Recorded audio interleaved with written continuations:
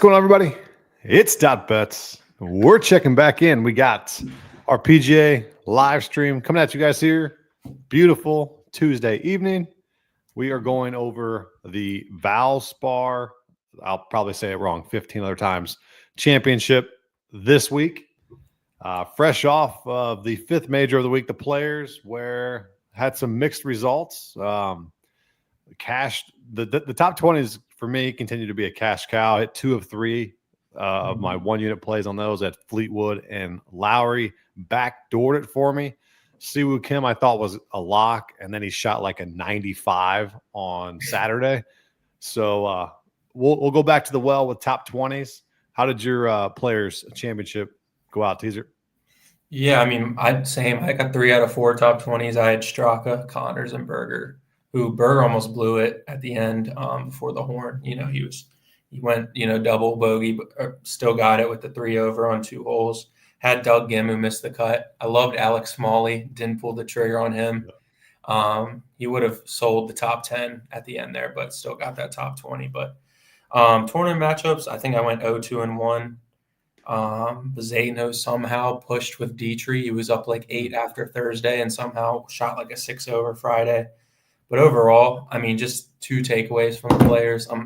I can't get Ludwig Aberg right to save my life. The dude chipped like a 20 handicap.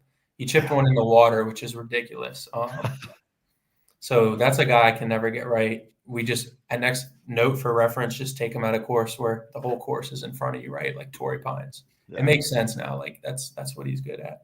Just to be a robot. Yep. Yeah. And then Rory, we were a week early on him. That's the usual with us, is a week early, but that playoff was pretty insane. Like I was surprised Spawn was like surprised he hit in the water because he took an 8-iron, right? Like, I mean, Rory hit that soft 9 and just like basically mind blew him.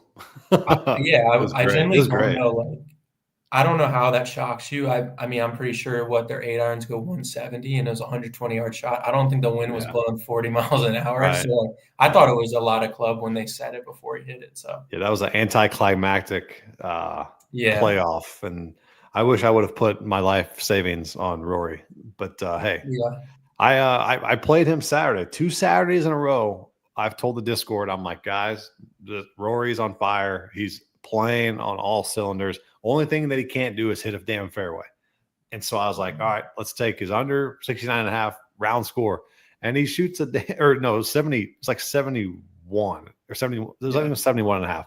Shoots a damn 73 because he bogeys 2 of the last 3. I mean, I was ticked. I should have just stayed on that train and hit him live outright. I think he got as high as like plus 60 or plus 600. I saw, and I wish I would have just flown that live outright, but no dice there. But I mean, we've been on Rory for a couple weeks. Yeah, he has been playing very, very well. So kudos to Rory for getting it done out there at the Players. My outrights last week, I had Thomas, Day, and I literally should have just donated to the Ronald McDonald Club or somewhere out there because I bet on Victor Hovland, and that is literally donating money. So, but what did I tell you last week? I said it could be a donation, but he's got the highest upside at one of the best odds that you'll see. So, but then he shoots like a plus 8 round 1, and I was like, okay, we're done. We're done here. Yeah. And then Day withdrew right before the tournament, which sucked because he was my tournament matchup for the stream, which was Day over Wyndham Clark, and I think Clark missed the cut, if I believe. He withdrew, so he would have won that. Yeah, so he withdrew. Yeah. Yep. So wasn't great tournament matchup wise. 3 balls and 2 balls. We're getting close, but we need to cash one of those. And as Brandon says in the chat, this is the week we crush it. Well, let's get after it. So into the Valspar Championship. Appreciate you guys tuning in. If you do have a comment, if you guys are on your one and dones, if you guys have had outright success, let us know in the comments. Let just say what's up that you guys are here. We'll be here for another 25 minutes or so. We will deep dive into the Valspars. We have somewhat of a good field. It's very top heavy, but it's better than usual. So go into our attributes, our stats that we're looking at, and then we'll dissect if there's the weather wave advantages we've seen out there. Go over some DFS strategies as well if you're playing out there, and then get into outrights. I think this is a week we're going to get an outright. We've got I think we got a 2 or 3 streak. Three. Yeah, I think 3. Where we need to break it, and then we'll go over if we got top 20, some placements, and then our tournament matchup that we will go at the end of the show. So teaser, lead it off for us, and tell us who we should be targeting this week and what attributes. Yeah, I mean, honestly, this is the first week. I have no idea where to start with the card, so I'm gonna just lead with that. That is confidence right there. Yeah. That is confidence.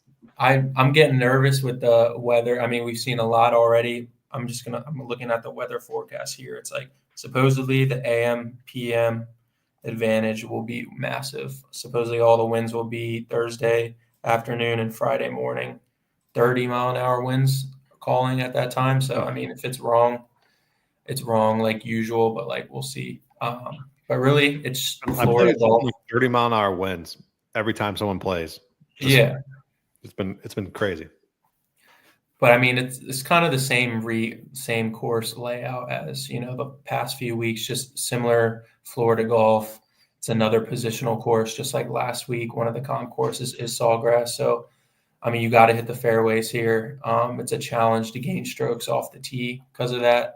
Fairways are narrow, so I need just emphasis on that. Top players that play well here approach, and then you got to scramble, and then par 5 scoring's pretty massive here because that's a few of the holes where you can actually score around here. Bermuda putting specialist is a big one here. We've seen Sam Burns play here, win 2 times. He's obviously good on Bermuda greens. So just a couple guys with multiple top 20s the last 5 years: Burns, JT, Fleetwood, Glover, Hadwin, Mackenzie Hughes, who surprisingly plays well here, Xander, who's in the field, Shank, and Charlie Hoffman. So course comps really we see at the Travelers every year, Harbor Town that's coming up, and obviously Sawgrass. But I think the biggest one that I keyed in on was Colonial, just kind of tree-lined fairways. Stuff like so, it's really going to be about that. So key stats: good drives gained around the greens and par 5 scoring. And last year I'm scarred from this tournament because Cam Young, runner up to Peter Malnati. So that was bad. Yeah, that was a rough one. So, but I mean, Malnati showed that like anyone can really win here as well. So, but I think Cam Young is in line. He might win TGL, so that's something that he can win. Yeah, I mean, I can't believe they're in the finals actually with the group they have right now. So it's pretty wild. But yeah, I agree with you. You got a bunch of it's very tree lined course, and you're gonna have to shape it both ways. So you're gonna really want more accuracy off the tee, I would say, and then guys that pepper greens and regulation. You're gonna want those guys. So we'll talk over that. 2 of my favorite guys that do that are in this tournament. So we'll get to those. If you've seen the stream, I'm pretty sure you guys know the 2 that I'm talking about. Before I dive in, it is March Madness. I forgot to say this at the beginning of the show. Sharp Bros, we are running a free bracket challenge on ESPN. I tweeted it out. So if you guys are on X or if you're on Threads, we put that on there as well. Free to join. Top prize, $250. Then it goes down to, you got a year membership, all access.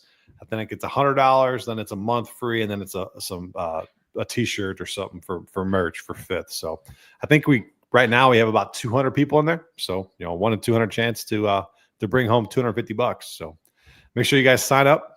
It's free to enter over on ESPN. The link, we threw that out on X. All right. Enough of that plug. Let's get to so we got what attributes, what stats we're going to go for. I'm going to lean a little bit more on like bogey avoidance as well because of the 3, basically the par 3s. I think there's one extra par 3 and you just don't want to lose it on that. And so I think bogey avoidance is a key one for that. We got Sharp Bros. What's up? What's up, goats? Appreciate you tuning in, buddy. Appreciate it. All right. So let's get to the outrights here. Well, first and foremost, I should have started the show off like this. I cannot believe the favorite in this tournament, I said this pre-stream, was Tommy Fleetwood. It makes no sense to me how it's Tommy Fleetwood at a plus 1,100. Please explain this to me. You said maybe it has to do with the wave advantage, but you can't take Tommy Fleetwood in this case. No. Well, yeah. Another thing is, it's kind of why I know usually people like to wait for tee times, but that is one thing about golf betting where you can beat a lot of lines. So like you could have played the roulette this week with tee times, and you could have got. I mean, if you wanted Fleetwood, I think he was like in 18-1, but now since he's in AM, he's 11. I still would never take Fleetwood at 18-1, so it doesn't really matter what the dude's at. I mean, you saw last week he was pretty chalk with everyone. He's just not going to win. And like, I'm sorry, we know who he is. He's a great player. Like he's in good form. He can't win. Like it's just a thing. Yeah. I mean, and I would never take an 11-1. It would be tough to even take like Xander at 12-1. And I mean, Xander's obviously a much better golfer. He is one of if not one of the best win players on the tournament. So I totally get it. And he can shot shape with the best of them. Yeah. It's with merit. Don't get me wrong.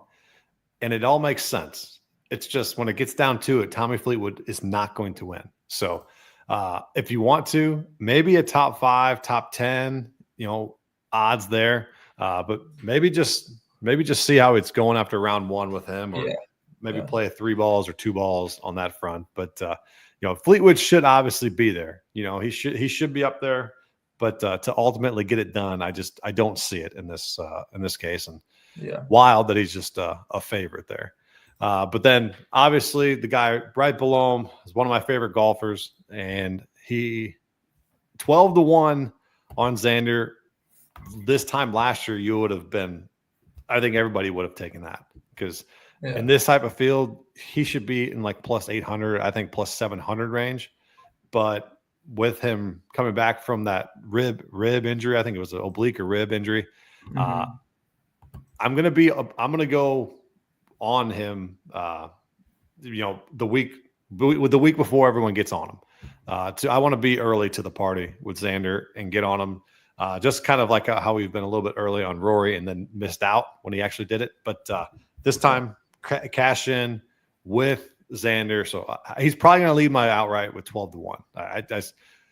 The weak field, the way he's got a 5th here and a 12th here, just all around, probably one healthy, the best golfer in this field, no doubt about it. Yeah, so 100%. I'll take the discount at 12-1.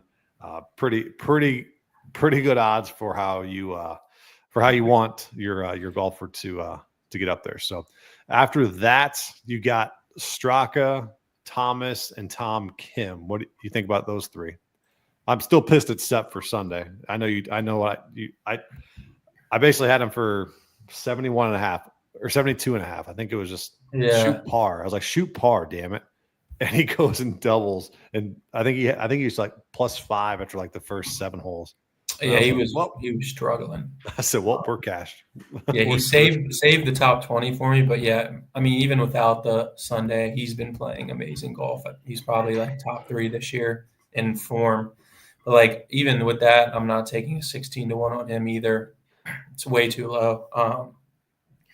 JT is tricky because they did discount this because of he's in the PM, and he is a good bad wave golfer. So like he's pretty good in the wind, but like we saw last week, he shoots a 7 over, shoots a 10 under, and then shoots 2 1 over. So like you can't back this guy. I mean, until he wins again, I got to see him win again at this point.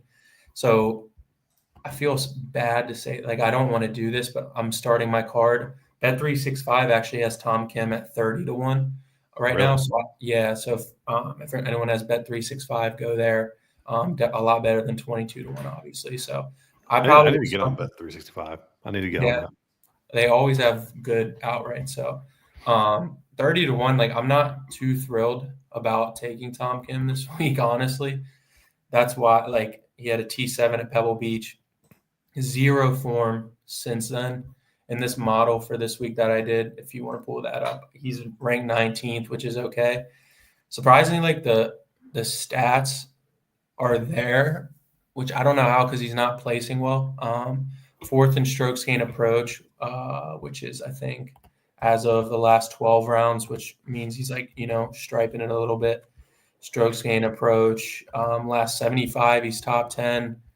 And then strokes gain approach, comp courses, top 15, and then ball striking, he's top 30 as well. So I think you just got to put a lot of things together. I think the key of hitting fairways is going to help him. If you look there, it's kind of looks like around the greens and putting has been what's been killing him his last 12 rounds. The ball striking is always there. The approach is always there. Even off the tee has been there. So it looks like it's the short game. If he can kind of, no. He has never even played here, so right. I don't know if that really matters here. It's just a place where greens and regulation is key, and like you said, par 3 average and scoring. He's pretty good at those two things. So I think I'm probably going to start the card with him, even though he has no form. So yeah, when you're talking about elite ball strikers, obviously Tom Kim is up there with a weakened field. He still ranks top 20 in the model. I don't mind that whatsoever. I'm still trying to figure out how Victor Hovland is 6th in this model, but I'm not going to be fooled once again. So that means take Hovland to win the tournament, because I will not. I'll be a week early on him for sure. We got a question. It's because it's a lot of approach and ball striking. I mean, Hovland, that's what he's good at. So he's going to plays, but like if you just go to scrambling, he's 71st. So it's like, you know what I mean? He's not very good at bogey avoidance right now. I think he makes more bogeys than pars right now. So right. We got a great question here. Brandon Cordy here. How do you guys feel about Jordan Spieth this tournament? Great question. He has been one guy that it hasn't been talked about. He's kind of still recovering from that wrist injury. 59th last week. Top 10 the following week at the Cognizant, cut at the Genesis, T4 at the Phoenix Open because it was warm. I don't think we predicted that one. So his approach has been horrific, but he's been saving his butt around the green. Obviously, because he's one of the best elite around the green players on tour, if not the best. But I struggle with Jordan just because his putter hasn't been there as much as I want it to be, because he's going to have to gain so much more on the field putting wise because his approach shots are so bad recently. Off the tee, he's surprisingly better than his approach. Usually it's flip flop. So I don't know if it's something with his swing, but I don't mind a 55 to 1 in this field with the talent. It's kind of reminded me of Hovland last week, where you look at the talent of someone and you're like, how is he 55 to 1? And then you dumb down the field here it's a little bit less, I would say less competitive. And it kind of makes sense for an outright or maybe a top 20 along those lines. So I think he definitely can compete here.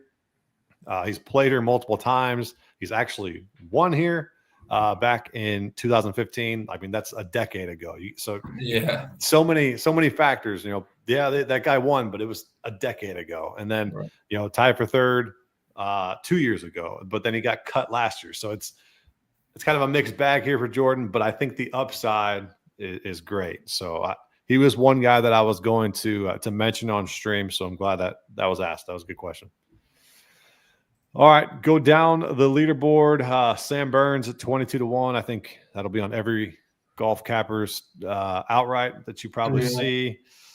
Michael Kim, 30 to 1. I think he finally has cooled off. I'm going to stay off of him. And then my boy Corey Connors, 35 to 1. What do you think about Corey this week? Playing phenomenal golf.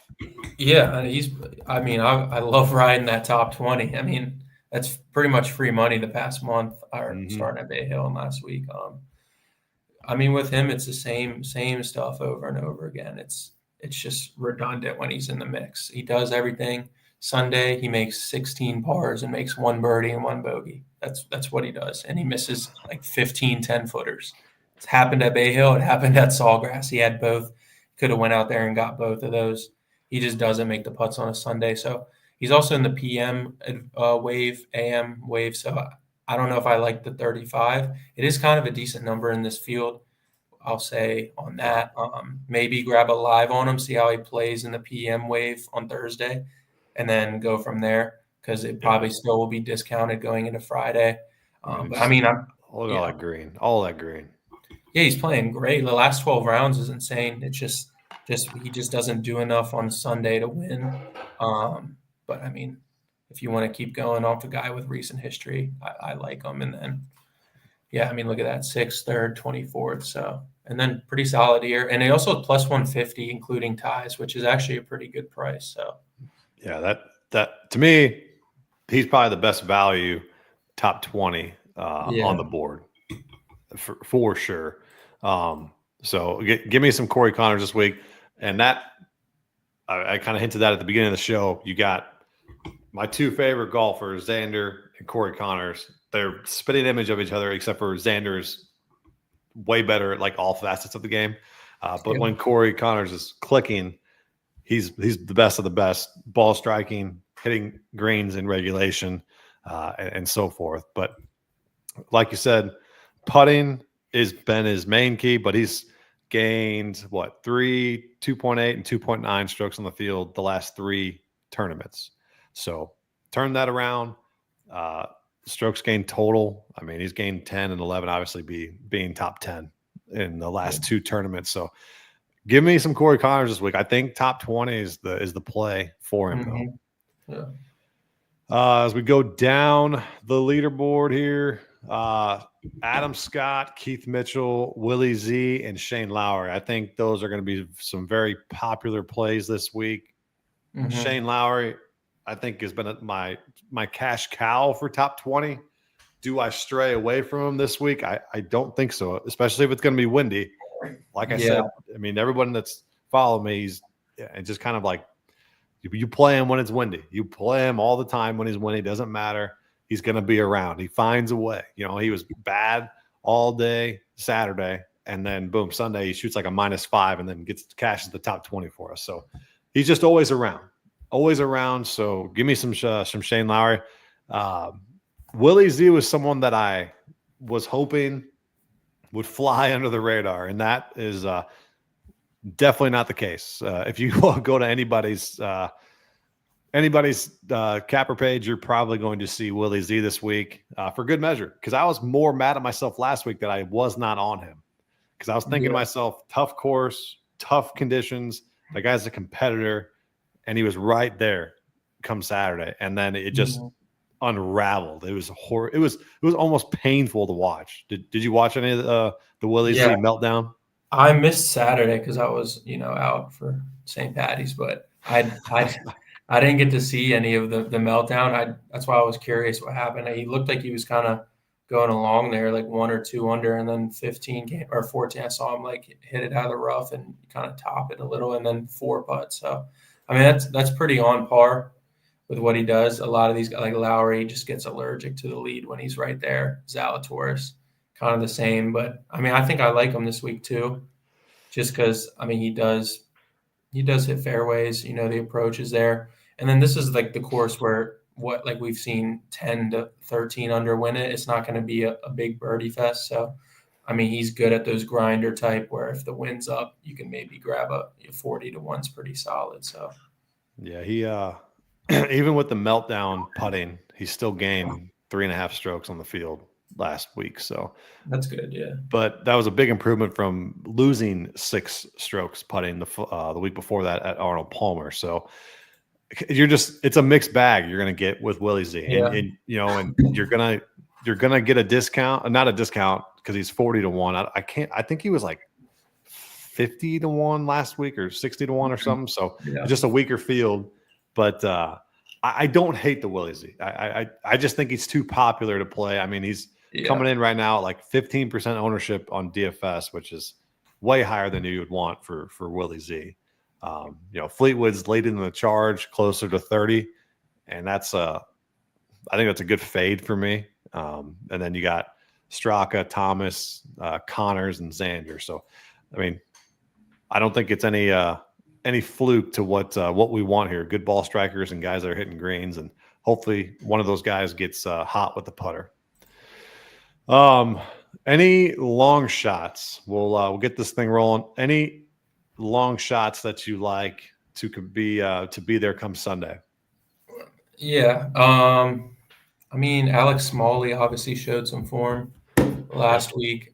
I'm not sure if he's played well here. Doesn't really, pop well in the model, but I mean, he's one of those guys, obviously kind of a ball striker. Hasn't really played well here, but I don't know if that really matters. I got to check what wave he is, but I saw a 60-1 on Jaeger on Bet365.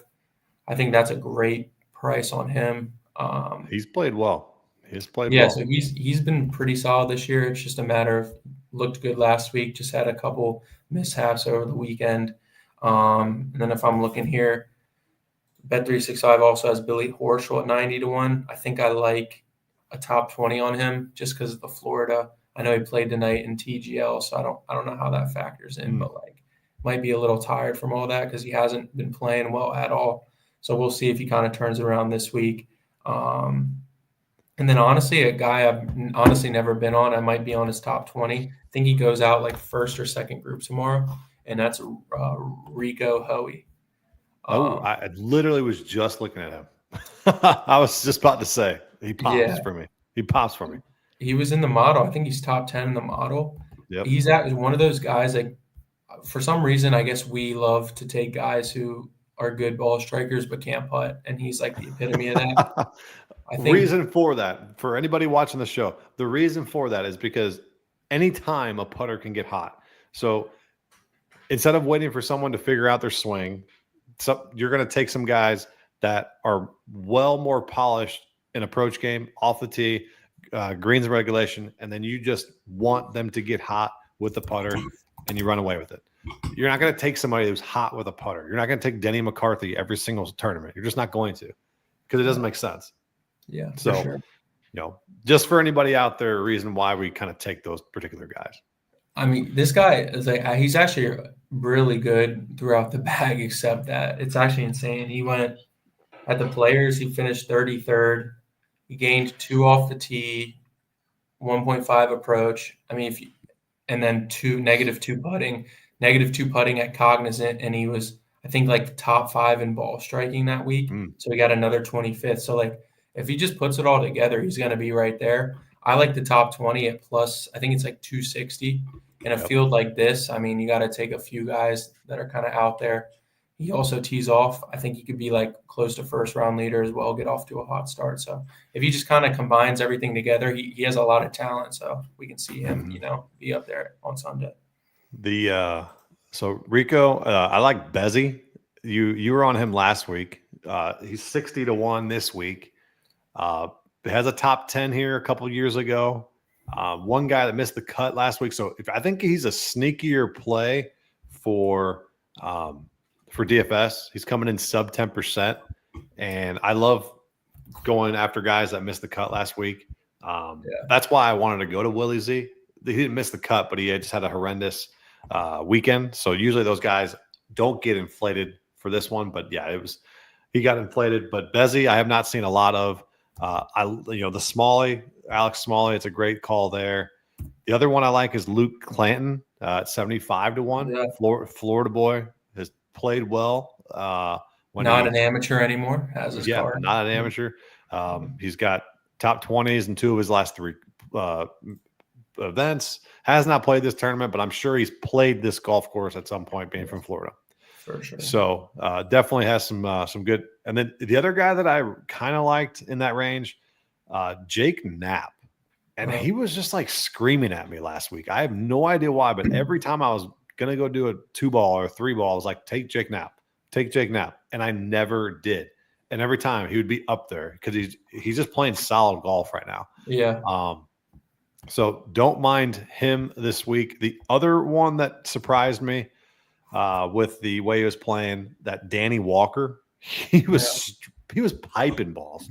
Yeah. And he was right there. And he's plus 11,000. So someone to go back to. I don't really like doubling up like that, especially if they had a good tournament the week before.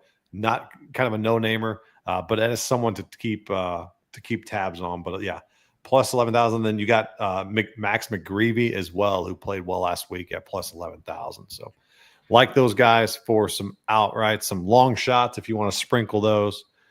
As always, we'll have our full card posted. Let me say two more names. I know you like this guy and usually on him. Eric Cole at 120 to 1. Oh, Eric Cole. Yeah. I mean, honestly, I don't mind him this week just because he plays on like these courses well. And then another guy I've been a sucker for this year, Doug Gim at 120 to 1. Well, I mean, he might be generally the worst putter that's ever like been on the PGA Tour. It's actually horrendous. And it's a funny thing, he's like top 10 in the model because you know how it is. Like he's going to be in there because of his ball striking and approach. Yep. So it's like, but, I mean, he might be the worst putter on tour. I think he is. Yeah. Yeah. It's either him or Willie Z. It's got to be one of the two. From within 10 feet, it's either one of those. So it's so sad. It is so sad. But. All right. So we got some outrights. We got some top 20s, with top 10s, some placements. And then let's go to our tournament matchups to end the show. I'm going to try to get to 4 and 3 on the year, and you are going to go to hopefully 5, 2, and 1. So, yeah. You got any tournament matchups that you that stuck out to you so far? I'm looking through them now. A lot of them are pretty juiced on DraftKings right now. The one that sticks out, I guess, Keith Mitchell over Dietrich. I mean, that guy's been playing. I could fade him again. He's been playing some awful golf, Dietrich. Right. I just don't know if I trust Keith Mitchell, man. That guy's been struggling too a little bit. But I really, really like Knapp over Moore, but Taylor Moore could go out and be first-round leader 100%. And he's won here too, yeah. Yeah, so he's going to be pretty popular, which could go in your favor. And he's about 12% owned, and Knapp is 13%. So, but plus 110 intrigued me there. I might get. I think you talked me into it. I don't. Oh, geez. I might burn. Or what do you have one in mind? Are you going to do that one, the Knapp? No, you can put yours out there. Oh, geez. I don't know. I'm in between two. Like I said, Mitchell over Dietrich, which I'm not that comfortable in, and then I might do Xander over Burns. Yep, that was one I liked. I mean, we can let's rock the same one if you want. I'm fine with that. Let's I'll go. Fade you talked me into Xander, man. You talked me into him. Let's fade the course favorite. Everyone is going to be on it. He's due for some regression, right? Definitely. Who, Burns? Yeah. Well, and he has no recent form. Like, I think I'm going to take recent form over course history at this point. So it is a little scary because you're taking Xander, who's not all right, all 100%, and it's juiced at minus 140. So it's probably not the greatest number to get, but obviously, if he pops and does what he needs to do, he can definitely do it. At this point, he's got to knock the rust off. He's at 8 rounds. Like, let's get it going at this point, Yeah. The other one that I liked was potentially Spieth over Lucas Glover at plus 100. Even though Swamp Ass has been playing phenomenal golf, and he faded hard on the weekend, but his ball striking is very, very good. So if Spieth goes back to Spieth form, I think that's a pretty good number at plus 100. But we'll do the combo here. We'll piggyback Xander over who is that? Xander Burns. Over Burns. Yep, Xander over Burns minus 140 for the tournament matchup. So we'll get up on out of here. We appreciate you guys tuning in. We will have our full card posted at the probably middle day, evening time tomorrow. Make sure you guys fill out those brackets. Join the Sharp Bros Bracket Challenge for free. Get a chance to win $250 grand prizes, a total of $700 in prizes given out. So appreciate you guys tuning in, supporting Sharp Bros, and let's cash an outright. Let's cash a 3-ball. Let's cash round scores. Let's cash absolutely everything that we can this week. Let's have a good weekend, and we will get them out of here. Appreciate you guys. See you guys next week.